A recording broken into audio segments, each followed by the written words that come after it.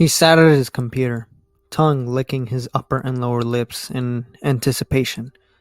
A long-nailed, fat and grim index finger clicked on the mouse at a dizzying pace. An observer might have thought these were an insane miniature tap dancer somewhere underneath the piles of filth that surrounded the man.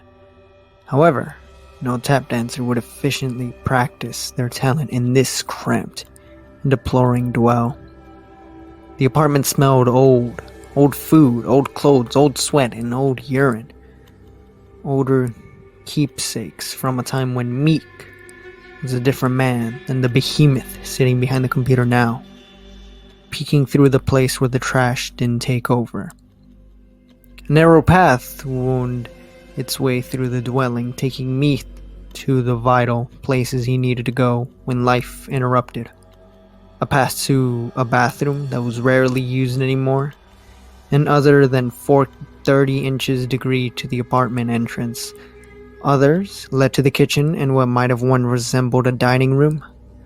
Another path ended abruptly in front of the bedroom's entrance, a ramp of filth almost reaching the smoke alarm above the doorframe.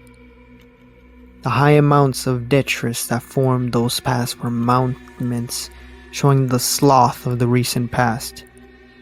An involuntary story from the ground up. Most of the bottoms of them were newspaper he used back when he caringly seemed to be still second nature, to soak up the vomit and spilled beer. After the insulting layers of refuse began to accumulate above them, however, the carpet became paste to his thoughts. An empty and flan tampon box whose corners jutted out from one of the disgusting hillocks near his computer caught the corner of his eye. His wife Marie had left him about a year ago, but he barely remembered what she looked like. Even the dust and grim-covered picture lying face-up near the monitor offered a view of a woman he didn't really remember knowing. She took their infant daughter, Krista, with her as it became clear that Meek was incapable of anything besides playing his online game. He suddenly kicked the small mound of pizza boxes under his desk in frustration as his main character fell to his demise off a ravine and into the pixelated lava below. The ground he was running from his dungeon would undoubtedly boot him off the group for his failure to keep up. He kicked the mound again, his long yellow big toenail piercing a hole through the box and into what he perceived to be the wall beyond. The pain barely registered at first due to Meek seeing that his internet connection had been terminated.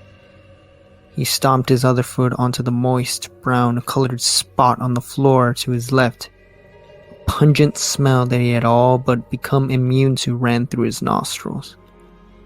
He glanced at his fractured toenail, now resembling the misshapen tip of a bloodied spear. He grabbed the foot in pain and cursed the monitor before him. His game character, a skeleton at the bottom of the molten orange doom. He worked hard to get his game character to this point. Now this? Did he cut into the coaxial cable that he supplied his internet access with his toenail? Did he kick something else?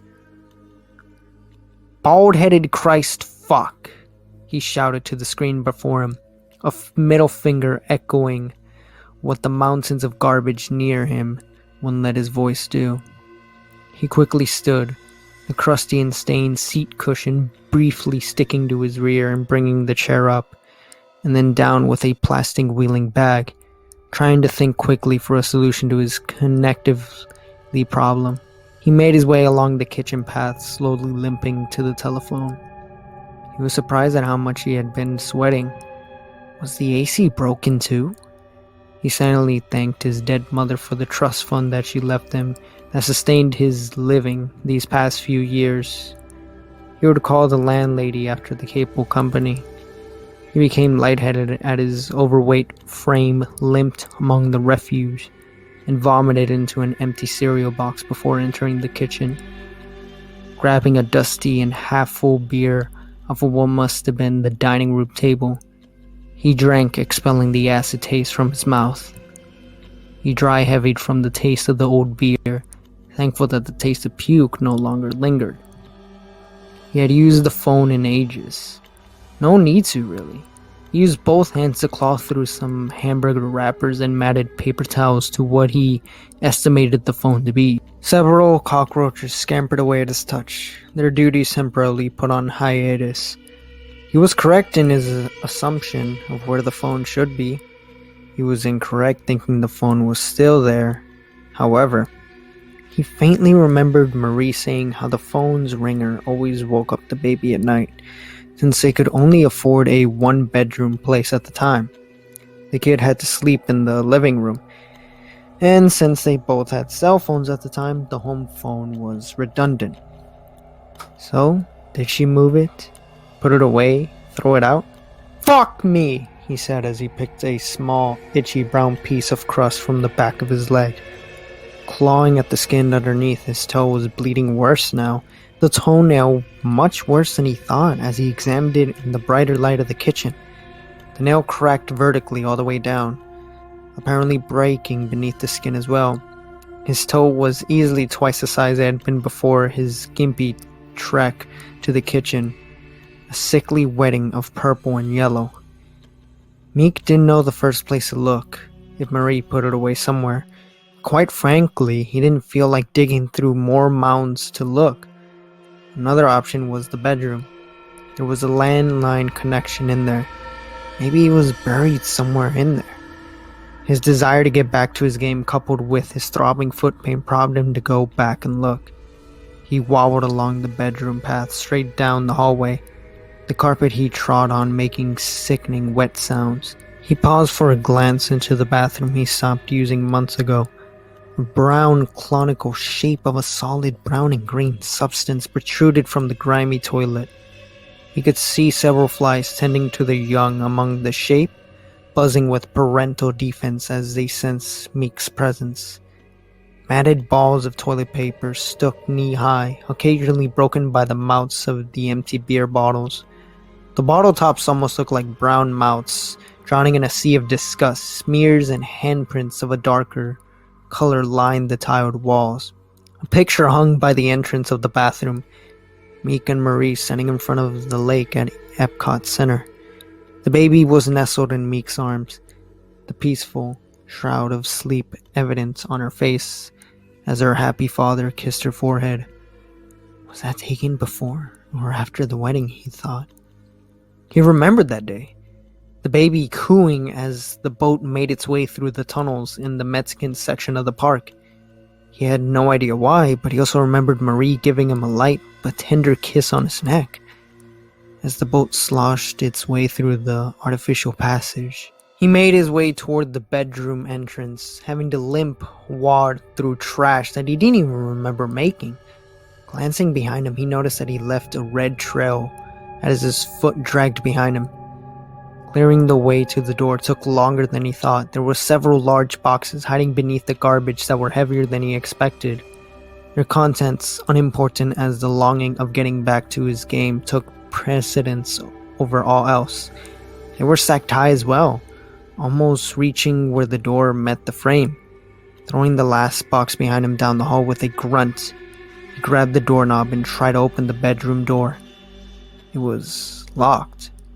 After several minutes of determination, a few pulls from his obscene frame, and many curses of frustration, the door gave away, splintering the frame and showering Meek's forearm with wooden debris. The room was dark, cool, and surprisingly clean. The light shone from the hallway behind him, exposing the motes of dust that chaotically danced at the door being thrust open. Had he really not come in here at all? Over that year or two? The carpet was the perfect beige it was when his family moved in a few years ago. The picture that Marie picked out still hung around the room. Korean beatnik monstrites that Meek still gave a disdainful glance to. She insisted that there were no windows in the room. She would make it as sunny as possible. The bed was well made as too. The dark brown comforter looking eerily the same color as the protesting contents of the bathroom he glanced at minutes ago. The phone was on the nightstand on the side that Meek used to sleep on during his cheerer times, with a sign of relief that any heroin user could relate to after finally getting a reclusive fix. He limped over to the phone. One foot left a bloody streak and the other left brown footprints on the unmarked carpet. Sitting down on the bed, he picked up the phone's receiver and started to dial when he noticed the square-shaped thing in the corner. Since he didn't think to turn the light on when he came in, the hallway's light didn't reach the corner. He couldn't make out what it was. He gave his toe a rub, hand coming back bloody, and winced in pain as the dread of realization crept up on him. There was no dial tone. This could mean only one thing. Marie had canceled the service at some point without telling him. Or more likely, he didn't pay the bill after she left. He couldn't remember. Grabbing the phone in frustration, he threw it in the direction of the square-shaped thing, cursing. He was getting very lightheaded now, the coolness of the room doing little to elevate the sweat drenching his balding, fleshy head. He stood and hobbled over to the square thing in the corner. He came up beside it, grabbed the edge of it, and winced in pain, his foot feeling as if it was on fire. He looked into the square thing, now realizing what it was, not just because of its physical shape as much as its contents. The long decayed corpse of an infant laid in the center of the playpen. The skin almost resembled one of the purplish super hot peppers that he used to see at the grocery store, making bizarre spiral patterns along the top of the skull. The infant had a permanent scream as a wrinkled and deformed face, so it had been seeing something horrible before its death. That horrible thing must have been loneliness. Meek thought as he glanced at his daughter. That thought was quickly dashing, however, as he noticed another figure sitting upright in the dark corner beyond the crib. Marie's iceless face pointed to the ceiling in a look of pain, as if she died crying. One hand still rested on the corner of the playpen, the other pulling down the shirt where her breast had been. She must have given the infant Christina, that was her name, one last meal before she herself had expired. Cursing and worried at anticipation, he picked up the phone. He was thankfully still in one piece, with the cord from the wall still attached to it, and hobbled to the bedroom door, deciding he would try the kitchen's phone reciprocate, now full of a feverish desperation. As he made his way through the door frame, he immediately saw a problem. The heavy boxes that he had thrown behind him in a frenzy moments before now made a heavy wall that merged with the garbage pile. He could see a portion of his computer monitor behind, a bubbly orange haze through cardboards and refuse. His foot throbbed and his chest suddenly contorted in pain as self-preservation began to take hold of his fevered body. Dropping the phone, he fell to his hands and knees and crawled towards the barricade. The first box before him wasn't so bad a move, but the next was impossible. Positioned it as he was, and he slumped over it. He sensed a cockroach that must have only partially killed by his weight tickled the side of his torso. Just a rest, he mumbled. The kitchen is just around the corner, so close. I will have my internet back within the hour. Just one phone call, he thought. Longingly looking at his computer screen through the cardboard and refuge cracks, his heart finally took his frustration, his toe pain, and him along with it. Wow, just wow. This is one of the most underrated stories, in my opinion, and let's get into this. So right off the bat, I love how this story, is sort of played out. How, we're first introduced to a guy who kind of, is very too focused into the game he's playing. I thought it was Minecraft, but it sounds more like another one of those, sort of World of Warcraft-esque type of games. Again, I never played any of those games. But I love how in the beginning of the story, we're introduced to this person with all this debris and garbage around him. And as we, progress with him to try and fix, the internet, he then slowly realizes how far he's let himself go with all the trash and blocking everything, and then noticing that his family is dead. The infant and the wife are both dead. They didn't leave him. they died or not, and I'll get into that in a bit. But I love how the story, as we're continuing, we're given clues and hints as to what happened and how bad his living condition has gone to. And honestly, I love how it ties a bit into reality, where sometimes when we as humans, we get addicted to something and we don't really realize how far, we're into this. There are some people who, like video games in this case, some people can get very addicted, and it isn't until when they finally get out of the game and look into their world, they realize, how much time they've wasted, how much garbage they've wasted. Sometimes it's not video games, sometimes it could be, addictions like to alcohol or drugs.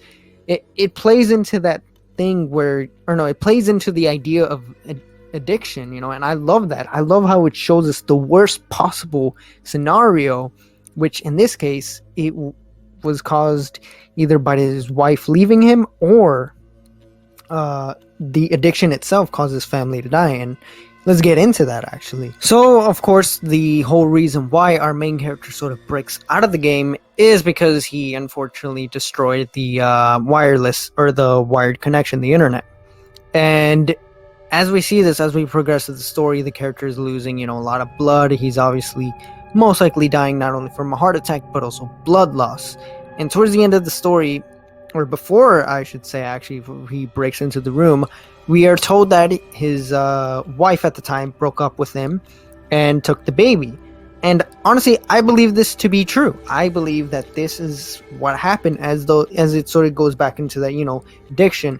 A traumatic event, addiction happens because a traumatic event, and sort of we use, I guess, either substance or in this case, video games to sort of break away from that reality, to help us, I guess, cope with the trauma. And from the looks of it, it was pretty bad, as there's tons of beer bottles, fast food.